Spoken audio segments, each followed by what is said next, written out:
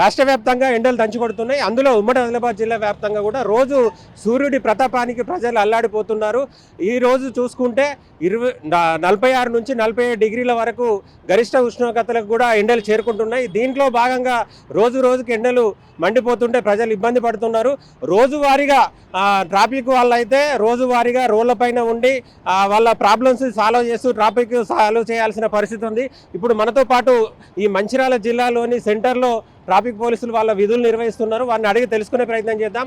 చెప్పండి సార్, మీరు కంపల్సరీ పరిస్థితుల్లో రోజువారీగా కూడా ఎండలలో పనిచేయాల్సిన పరిస్థితి.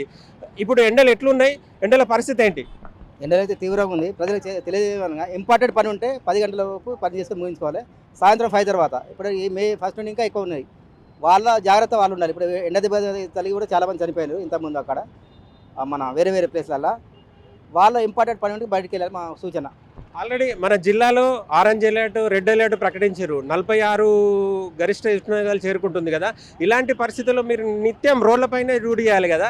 మీ పరిస్థితి ఎలా ఉంది? మేము ఇక మా సేఫ్టీ చూసుకుంటే మేము డ్యూటీ చేస్తాం, తప్పదు.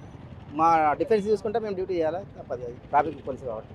అంటే సిగ్నల్ సెంటర్లో ఉన్న ఏరియాలలో ఏదైనా కనుక కొద్దిగా టార్పిన్లు ఇట్లాంటివి ఉంటే బాగుంటుందా? మరి ఏంటి మీ పరిస్థితి? అదే మెయిన్ ప్లేస్ టార్పాల్స్ ఉంటే కొంచెం సేఫ్ ఉంటుంది మాకు కూడా, వచ్చే ప్రజలకు కూడా. అట్లా ఉంటే ఓకే.